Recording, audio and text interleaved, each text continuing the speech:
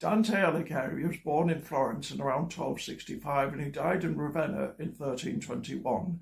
During the first part of his life, he was active in Florentine politics, but late 13th century Florence was a city at war with itself and he gradually found himself on the losing side, with the result that he spent the last 20 years of his life in exile. During that time, he wrote one of the greatest works of world literature, the Divine Comedy, although the divine part of the title was added after his death. It's divided into 3 books of roughly equal length: Inferno, Purgatorio, and Paradiso. In the Inferno, he descends into hell, guided by Virgil, the ancient Roman author of the Aeneid and Dante's ideal poet. Because Virgil lived before Christ, he died in 19 BCE. He lives in a gloomy place called Limbo with other virtuous pagans, none of whom are able to make true spiritual progress. Does Dante consider that unjust? Join the discussion.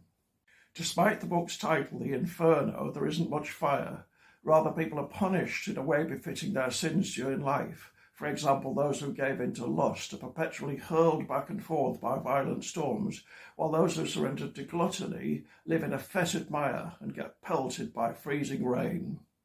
Hell consists of 9 concentric descending circles. Each deeper level corresponds to a worse category of sin, with treachery deepest. Right at the bottom is Satan, or Dis as Virgil calls him, who's trapped in ice from the waist down. He has 3 fearsome heads, probably representing an inversion of the Holy Trinity. Virgil guides Dante through Satan's body and into a tunnel. Their descent turns into an ascent as they pass through the centre of the world. The earth is spherical in Dante, and they emerge in the southern hemisphere, which is completely oceanic, except for the high mountain of Purgatory.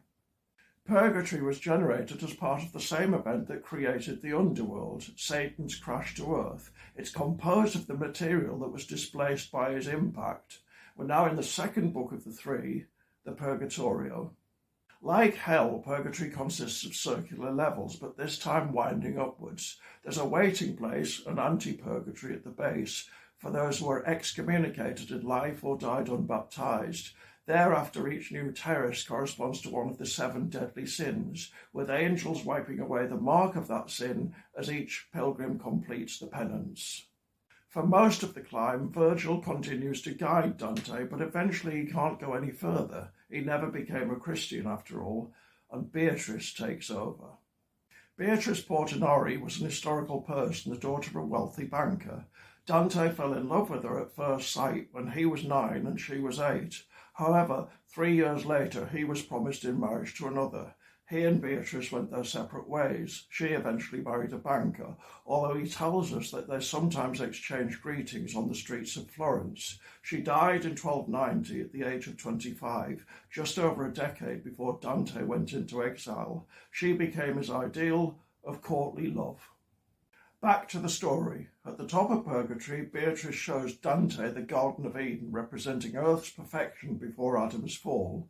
She then leads him through a ball of fire and into the final book, the Paradiso. Paradise consists of 9 celestial spheres, as outlined by the Church's favourite astronomer, the 2nd century Roman Claudius Ptolemy. The first 7 spheres represent cardinal and theological virtues, and each is populated by a planet, one of which is the sun. The 8th sphere contains the constellations. The 9th is the so-called primum mobile, which keeps the whole system in motion. During his ascent through the spheres, Dante meets many of the great saints, including Thomas Aquinas, who died only relatively recently, but whose theology pervades the Divine Comedy. Eventually, even Beatrice can't go any further, and St. Bernard of Clairvaux takes over as Dante's guide. The book ends with Dante experiencing the Holy Trinity in a vision whose profundity, he tells us, defies expression. Why read the Divine Comedy today? Well, it gives us an entire self-sufficient universe, one in which, for all their failings, human beings are essentially objects of glory. And the characters are never monodimensional. The great German scholar Erich Auerbach plausibly claimed that Dante was the first writer to depict human beings in their concrete particularity rather than as symbols of something or other. And it's mysterious, it's plainly Christian and yet subtly infused with paganism. So, for example, in a blatant import from Greek mythology, right at the beginning, Virgil and Dante are ferried across the river of death by Charon. The biggest mystery of all concerns Beatrice. What on earth qualifies her to represent theology?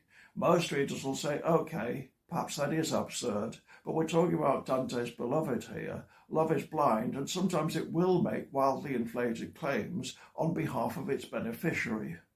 But it's worth discounting the poet for a second and just examining the poem on its own terms. On that understanding, Beatrice's centrality could be taken to signal the superiority of love to doctrine. It's difficult to read the Divine Comedy without immediately wanting to reread it.